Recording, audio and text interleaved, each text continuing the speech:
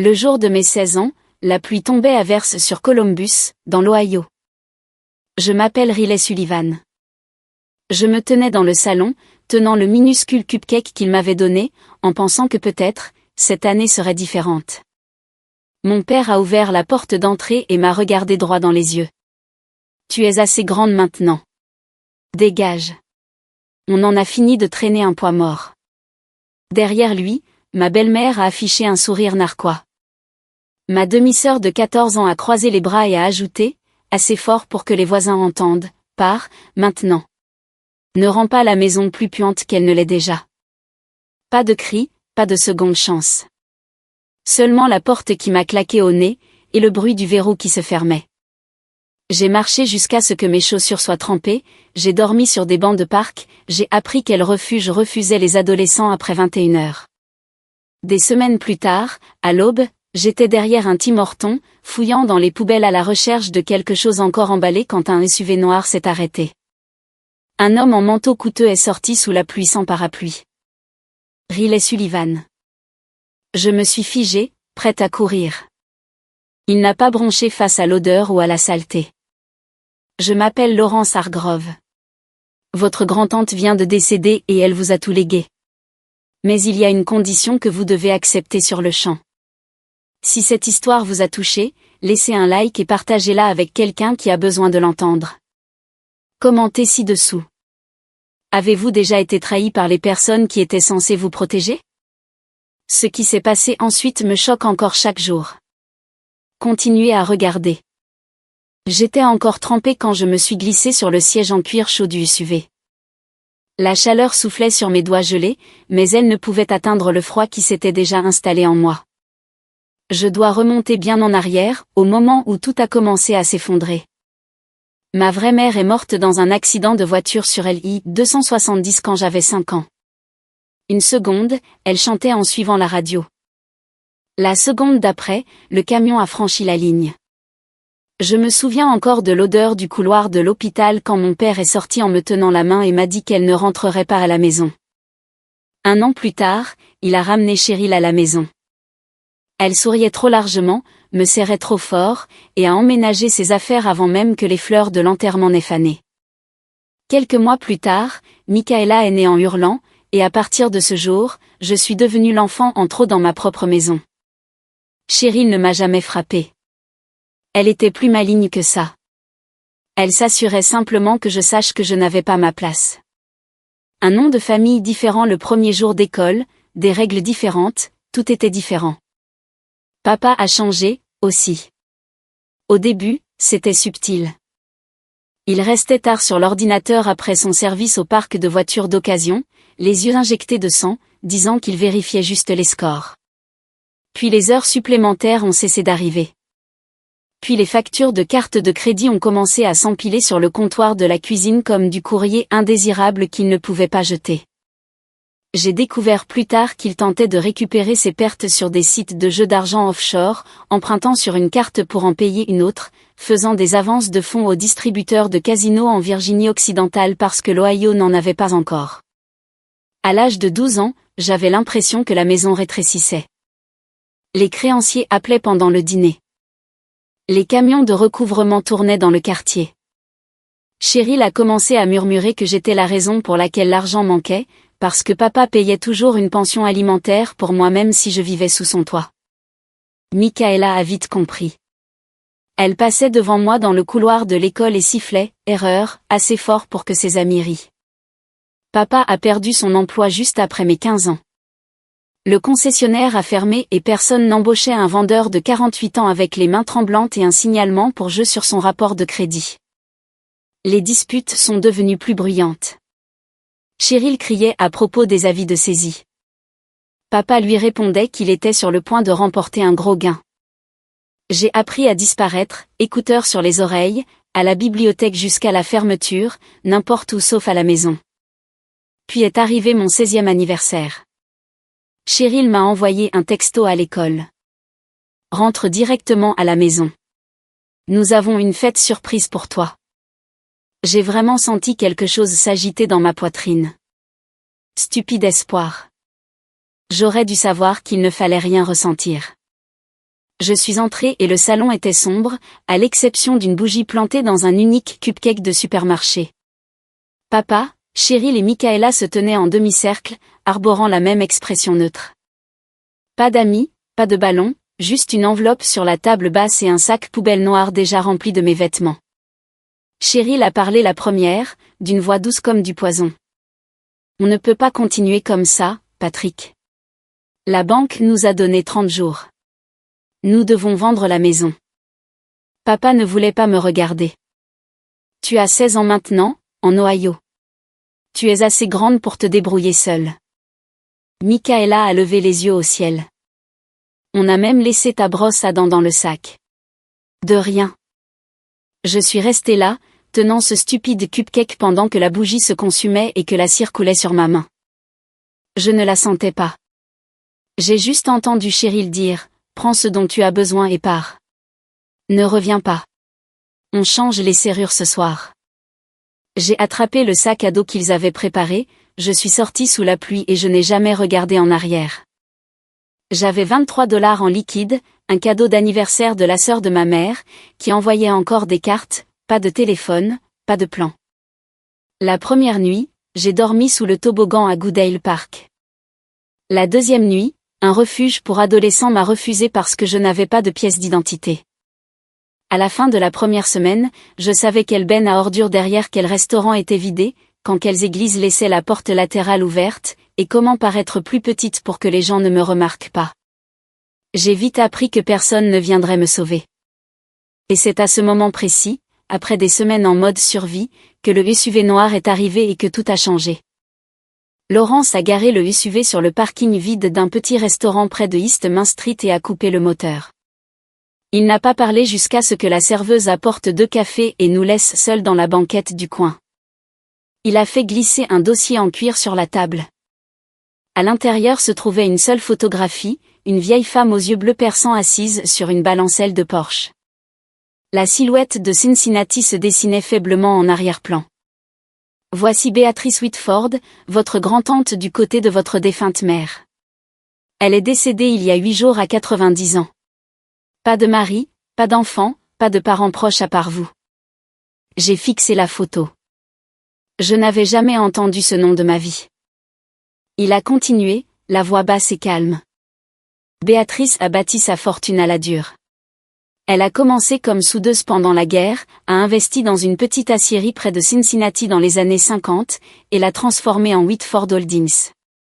Quand elle a vendu la société d'exploitation en 2009, les bénéfices, plus les biens immobiliers et les investissements, se sont élevés à 52 millions de dollars après impôts. 52 millions.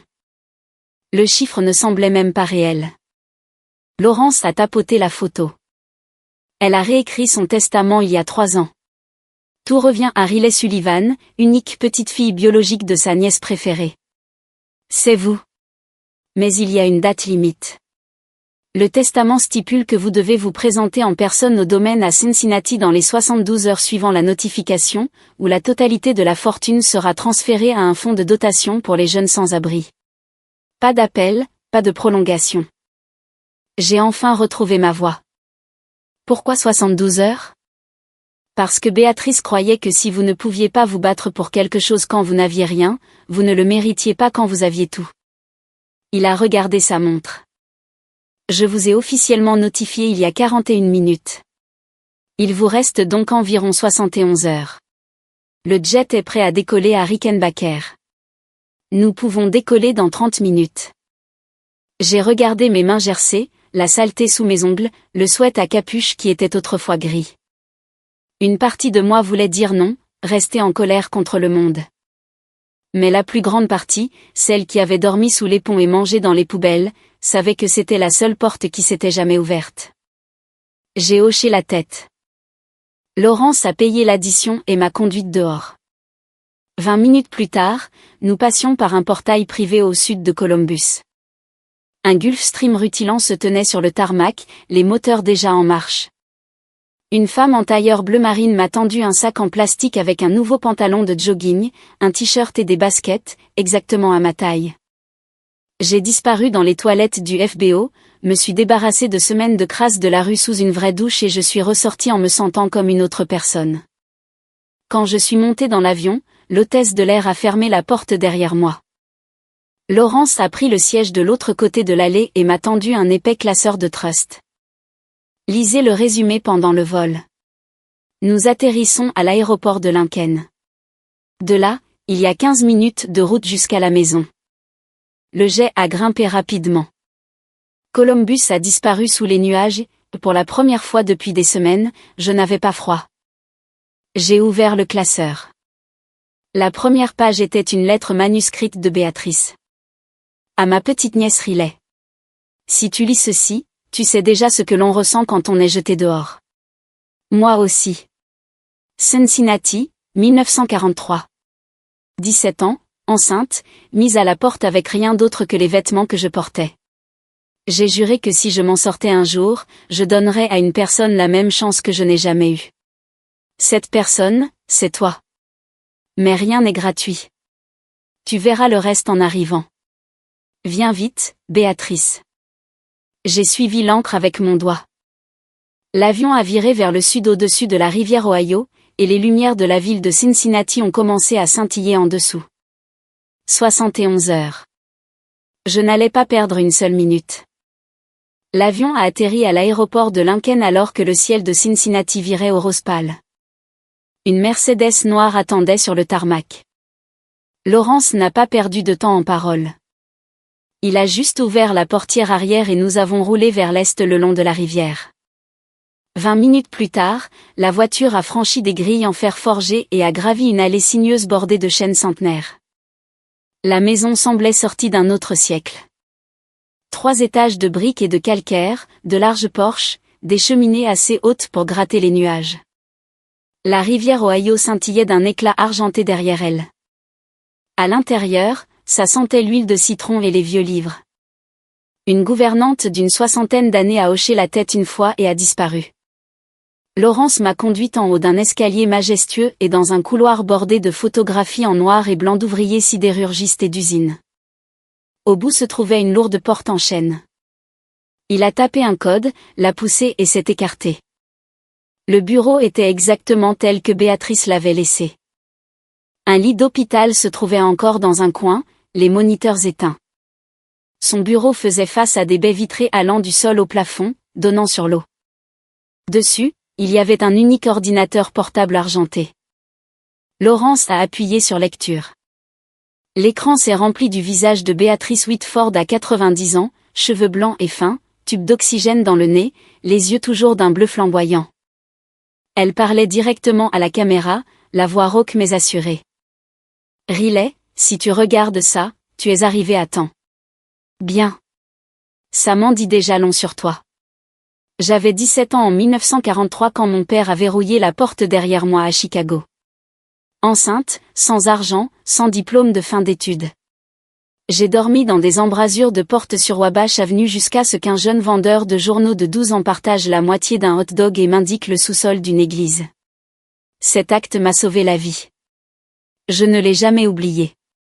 J'ai soudé des plaques de navires chez Pullman pendant la guerre, j'ai économisé chaque centime, j'ai investi dans une aciérie en faillite près de Cincinnati en 1952 avec 5 autres femmes à qui personne ne voulait prêter d'argent. Nous l'avons redressée.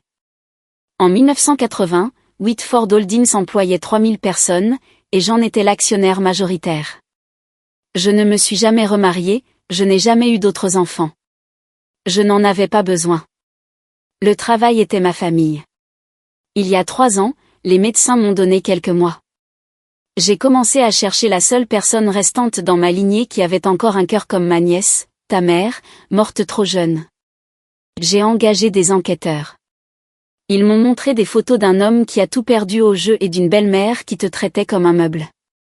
Puis ils m'ont montré toi, obtenant d'excellentes notes tout en travaillant de nuit dans une station-service, donnant tes 5 derniers dollars à un gamin dont les chaussures tenaient avec du ruban adhésif.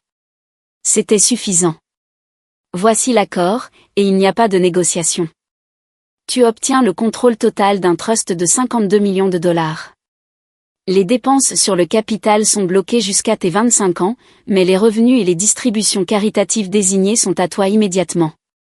Au cours des 5 prochaines années, tu dois personnellement t'assurer qu'au moins 80 enfants et adolescents de moins de 21 ans, sans abri ou sur le point de l'être, obtiennent un logement permanent, une éducation ou une certification professionnelle et une vraie chance. Pas seulement en signant un chèque. Tu dois être dans la pièce lorsque les clés sont remises, lorsque le premier bulletin scolaire arrive, lorsque le contrat d'apprentissage est signé. Laurence et un auditeur indépendant vérifieront chaque cas. Si tu acceptes et termines, tout le domaine est à toi, libre de toute charge, le jour de ton 21e anniversaire. Si tu renonces maintenant, ou si tu n'atteins pas les 80 cas vérifiés en 5 ans, chaque centime ira à une dotation permanente pour les jeunes sans-abri de l'Ohio et du Kentucky. Ton père et sa femme n'auront rien. Pas un centime. C'était délibéré. Je n'achète pas ton pardon, Riley. Je te donne le même choix que je n'ai jamais eu. Transforme la douleur en force, ou laisse-la te ronger. Choisis. L'écran est devenu noir. Laurence a fermé l'ordinateur portable. Prends ton temps. La chambre d'amis est prête si tu veux y réfléchir. Je n'avais pas besoin de dormir. Je n'avais pas besoin de temps. J'ai regardé la rivière, captant les premiers vrais rayons de soleil que j'avais vus depuis des semaines, et j'ai senti quelque chose bouger dans ma poitrine. Quelque chose de dur et de brillant. J'accepte, ai-je dit. Ma voix n'a pas tremblé.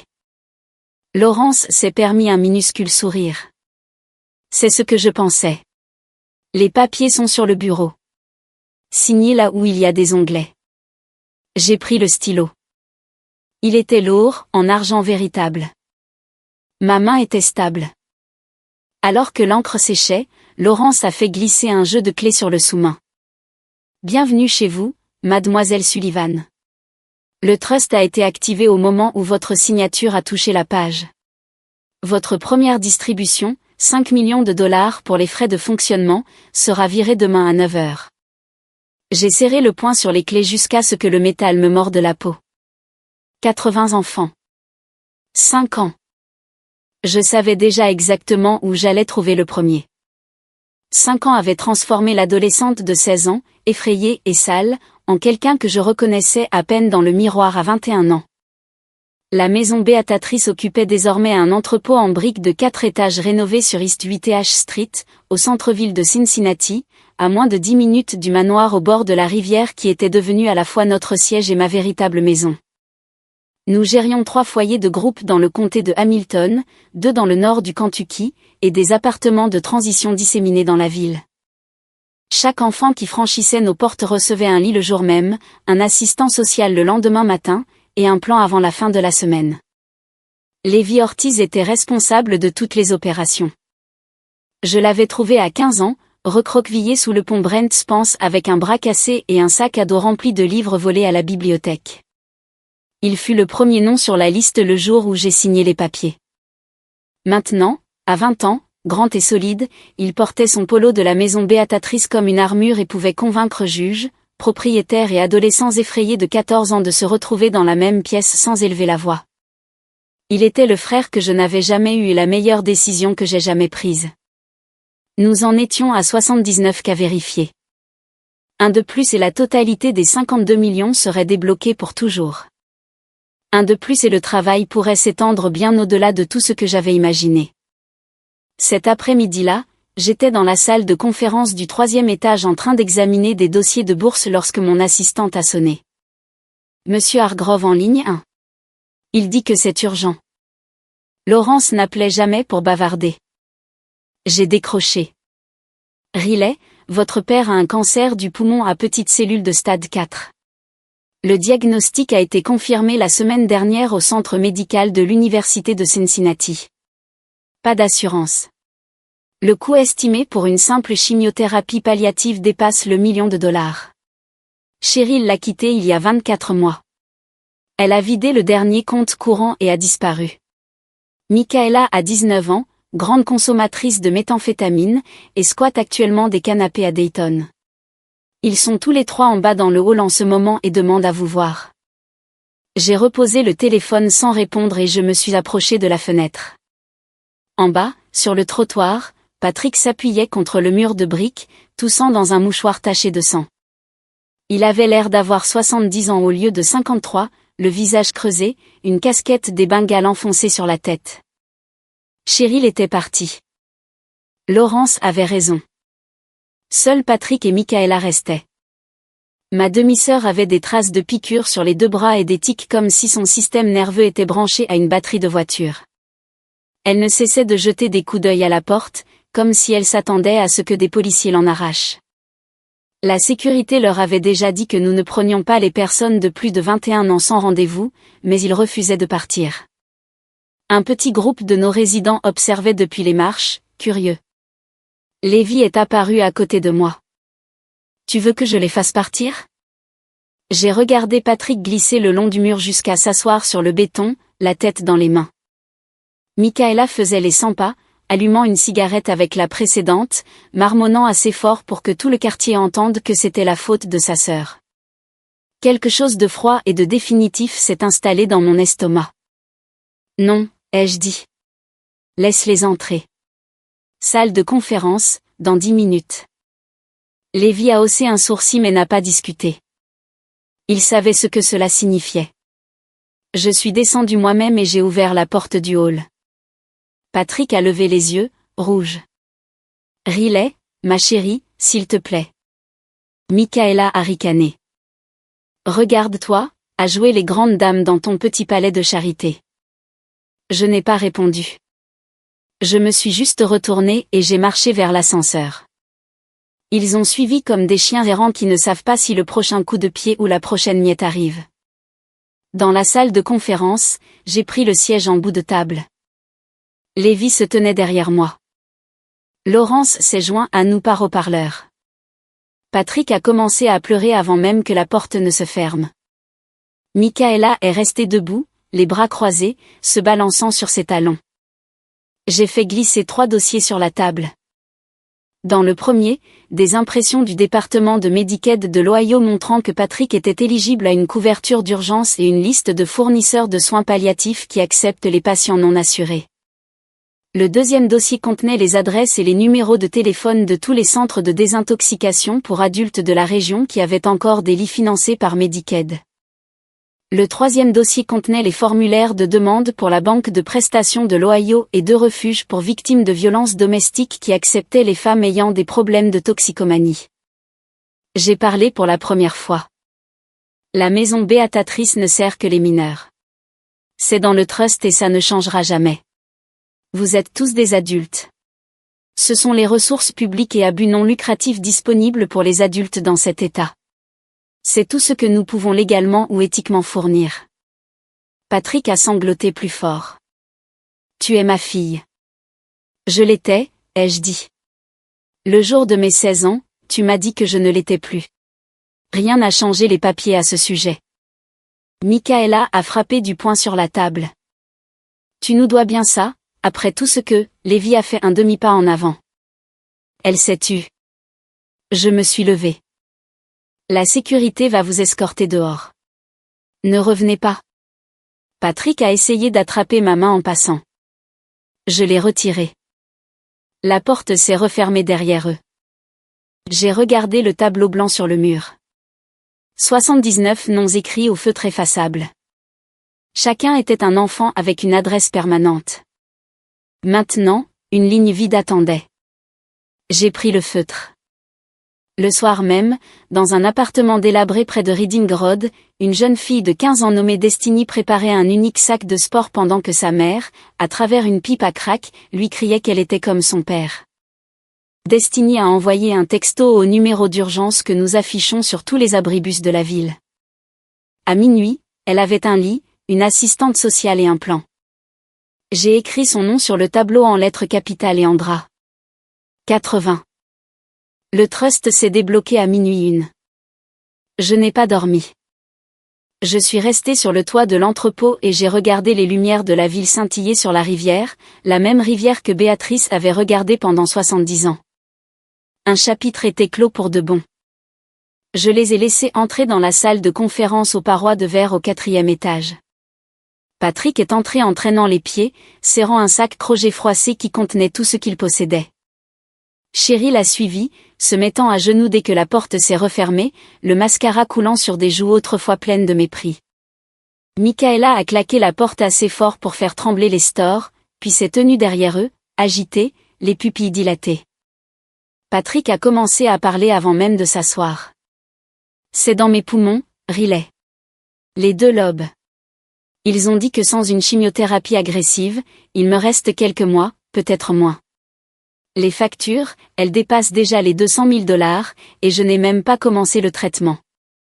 Cheryl a rampé vers moi et a attrapé l'ourlet de mon jean. S'il te plaît, je sais qu'on t'a fait du mal, mais il est en train de mourir.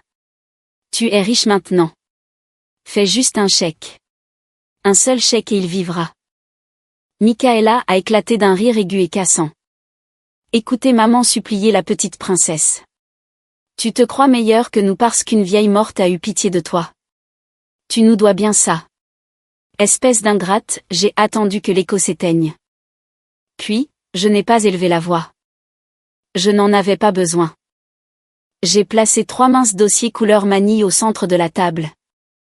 Patrick a ouvert le premier avec des doigts tremblants.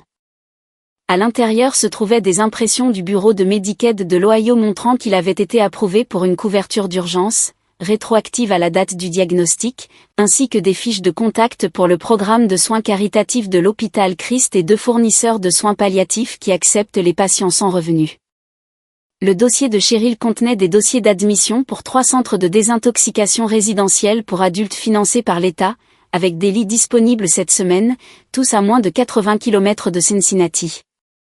Celui de Michaela contenait la même liste de centres, ainsi que des demandes pour le programme de déjudiciarisation du tribunal des drogues du comté de Hamilton et 2 refuges pour femmes qui acceptent les consommatrices actives.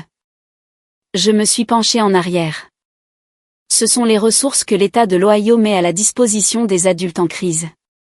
La Maison Béatatrice est un organisme 501(c)(3), dont les déclarations fiscales et les documents de fiducie limitent chaque dollar au service pour les mineurs de moins de 21 ans. Si je donnais ne serait-ce qu'un centime à l'un d'entre vous, la fiducie serait dissoute demain et chaque enfant actuellement dans notre programme perdrait son lit. Ce n'est pas négociable. Ce n'est pas personnel. C'est la loi. La bouche de Patrick s'ouvrit et se ferma comme un poisson hors de l'eau. Mais je suis ton père. Tu as cessé d'être mon père le jour où tu m'as tendu un sac poubelle pour mon 16e anniversaire et m'as dit que j'étais assez grande pour me débrouiller seule. L'État de l'Ohio était d'accord avec toi à l'époque, et il est d'accord avec moi maintenant. Cheryl se lamenta plus fort, se frappant le front contre la table. Je ferai n'importe quoi. Je signerai tout ce que tu veux. Il n'y a rien à signer, ai-je dit. Il n'y a que la porte. Michaela s'est jetée sur la table, les ongles en avant. Lévi a attrapé son poignet en plein vol et l'a remise sur sa chaise comme si elle ne pesait rien. Elle a craché à mes pieds. Je me suis levée. Le jour où vous m'avez mise à la porte, vous m'avez appris exactement ce que vaut la famille. Aujourd'hui, je choisis la seule famille qu'il me reste. Les 80 enfants qui n'ont jamais pu choisir qui leur a donné naissance. Vous n'êtes pas sur cette liste. Je me suis dirigée vers la porte et l'ai tenue ouverte. La sécurité est apparue instantanément. 2 gardes en polo de la maison Béatatrice ont pris Patrick par les coudes. Il n'a pas résisté. Cheryl a dû être à moitié portée, criant toujours mon nom comme une malédiction. Michaela m'a fait un doigt d'honneur avec ses 2 mains jusqu'à l'ascenseur. La porte de verre s'est fermée. Le silence s'est engouffré comme de l'eau froide. Je suis allée directement à mon bureau, j'ai imprimé le dossier de vérification finale et j'ai signé mon nom sur la ligne de l'auditeur. Cas numéro 80, Destiny Marie Evans, 15 ans. Expulsée par ses parents la veille au soir après qu'ils aient vendu son ordinateur portable pour de la drogue. Admission terminée à 23h47. Logement permanent obtenu dans notre foyer de groupe de Walnut Hills. Dossier d'inscription pour le lycée STEM de Hugues déjà envoyé par fax. J'ai porté moi-même le dossier jusqu'au grand tableau blanc et j'ai écrit son nom en gros marqueur noir sous les 79 autres. L'auditeur indépendant est arrivé à 23h59, a examiné le dossier, l'a tamponné, approuvé, et m'a serré la main. À minuit 1, la notification de la banque est arrivée sur mon téléphone. 52 millions de dollars, sans restriction, irrévocablement mien. Je n'ai ressenti ni triomphe, ni vengeance. Je me sentais achevée.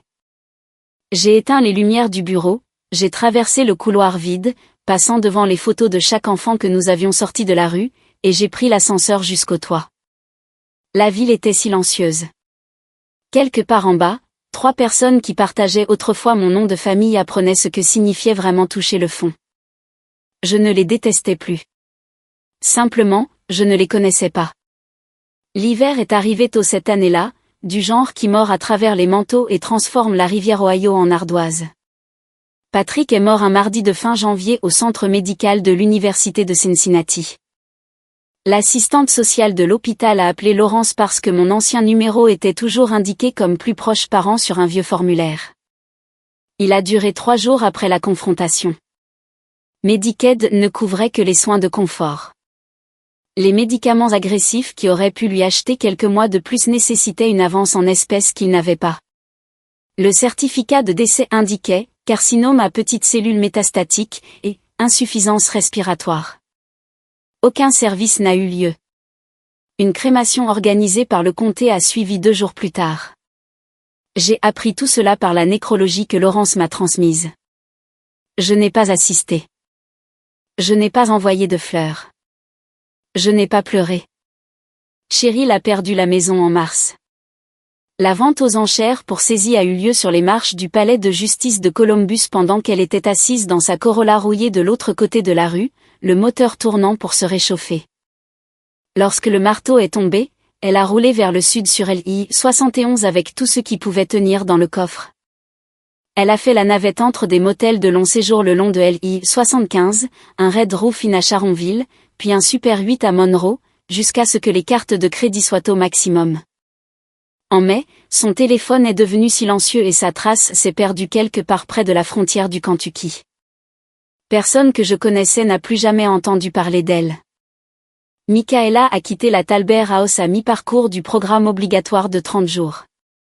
En quelques semaines, elle a frappé 3 magasins Kroger différents dans le comté de Hamilton en un seul week-end, des lames de rasoir dans sa manche au magasin de Deerfield Township, des steaks et de la lessive à Fairfield, des cosmétiques et des médicaments contre le rhume à Colerain.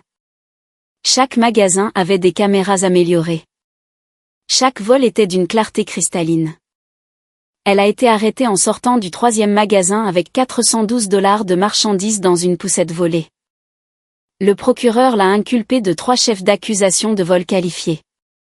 En raison de 2 condamnations antérieures pour vol à l'étalage, le juge l'a condamnée à 20 mois au pénitencier pour femme de l'Ohio à Marysville. Elle est aujourd'hui la détenue d'Eau Jacques en 874. Sa date de libération prévue est à la fin de l'année prochaine, en supposant une bonne conduite. Aucun d'entre eux n'a jamais tenté de me recontacter. Pas de lettre, pas d'appel en PCV de la prison, pas de message par des connaissances mutuelles. Le lien qui avait été coupé le jour de mes 16 ans est resté coupé. Pendant qu'il disparaissait, la maison béatatrice grandissait. Nous avons ouvert un établissement de 12 lits dans le quartier d'Ohio City à Cleveland en février, et un second dans le quartier d'Edgemont à Dayton en juin. La fiducie sans restriction nous a permis d'acheter des bâtiments au lieu de les louer, d'embaucher des thérapeutes à temps plein au lieu de contractuels, et de remplir chaque garde-manger comme si c'était Thanksgiving toute l'année. À l'automne, nous servions plus de 300 enfants à tout moment, avec des bureaux satellites à Toledo et Akron déjà sous contrat. En novembre, la Fondation Columbus et l'Association de philanthropie de l'Ohio m'ont conjointement nommé jeune philanthrope de l'année. La cérémonie a eu lieu au théâtre de l'Ohio, au centre-ville. Je portais une simple robe noire et je me tenais sous le lustre pendant qu'il lisait les statistiques, 312 mineurs logés en permanence, 187 diplômes d'études secondaires obtenus, 94 certifications professionnelles achevées, 0 retour à la rue parmi les diplômés. Les applaudissements étaient forts, mais ils semblaient lointains, comme s'ils étaient pour les enfants, pas pour moi. Lévi était assis au premier rang dans un smoking qui lui allait parfaitement, souriant comme s'il avait lui-même gagné à la loterie. Quand ils ont appelé mon nom, il a été le premier à se lever. J'ai accepté le trophée en verre, remercié le conseil d'administration, remercier Laurence qui se tenait discrètement dans les coulisses, remercier chaque assistant social, parent d'accueil et enseignant qui était resté tard pour l'un des nôtres. Puis j'ai dit la seule chose qui comptait. Ce n'est pas mon prix. Il appartient à la fille qui a dormi sous le pont Brent Spence avec un bras cassé et qui a quand même été major de sa promotion. Il appartient au garçon qui a quitté le système de placement à 18 ans et qui enseigne maintenant la soudure à la classe suivante. Il appartient à chaque enfant à qui on a dit qu'il n'était rien né qui a prouvé au monde qu'il avait tort. Je n'ai fait que signer l'échec. Ce sont eux qui ont fait le travail. Je suis descendu de la scène sous une autre ovation debout. Plus tard, dans le hall, un journaliste m'a demandé si je me sentais vengée. J'ai pensé à la chaise vide où un père aurait dû s'asseoir, à une mère qui avait disparu, à une sœur derrière les barreaux. Non, ai-je répondu.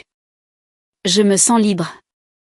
Cette nuit-là, Lévi et moi sommes retournés à Cincinnati avec le trophée sur le siège passager, comme un voyageur. La neige a commencé à tomber quelque part après Springfield. De gros flocons doux qui couvraient l'autoroute de silence. Nous n'avons pas beaucoup parlé. Nous n'en avions pas besoin. Le passé était enfoui sous 15 cm de neige fraîche, et il allait y rester.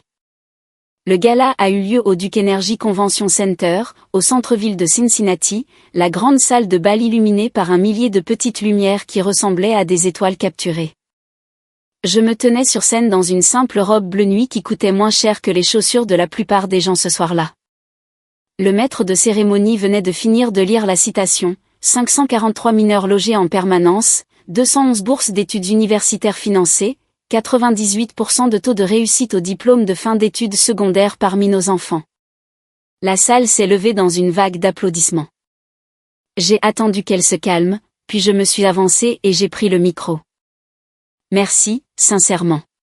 Mais ce soir, il ne s'agit pas de chiffres.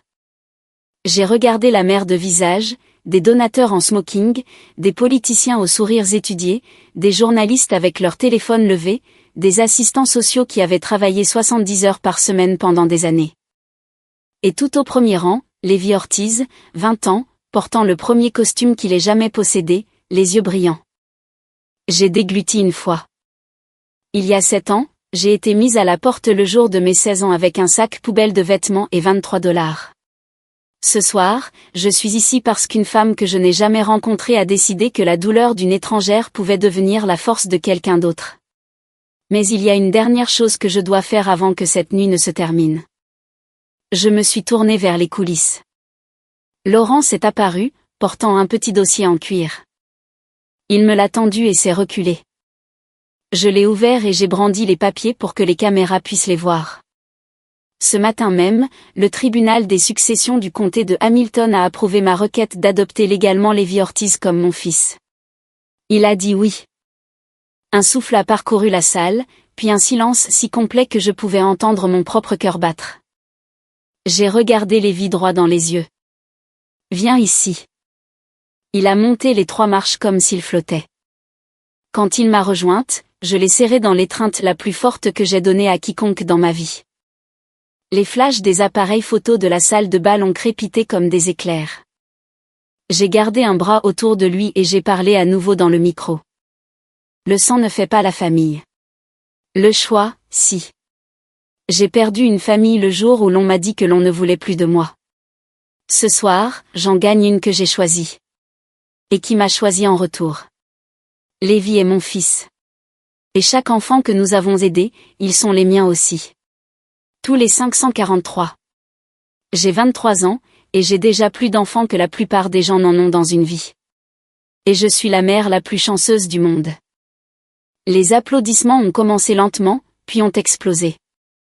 Les gens se sont levés si vite que les chaises ont grincé et se sont renversées. Les épaules de Lévi tremblaient contre les miennes. J'ai senti des larmes chaudes sur mon cou qui n'étaient pas les miennes. J'ai laissé cette vague nous submerger pendant une longue minute, puis j'ai levé la main. La salle s'est calmée. Je pensais que la vengeance serait douce. Elle ne l'est pas.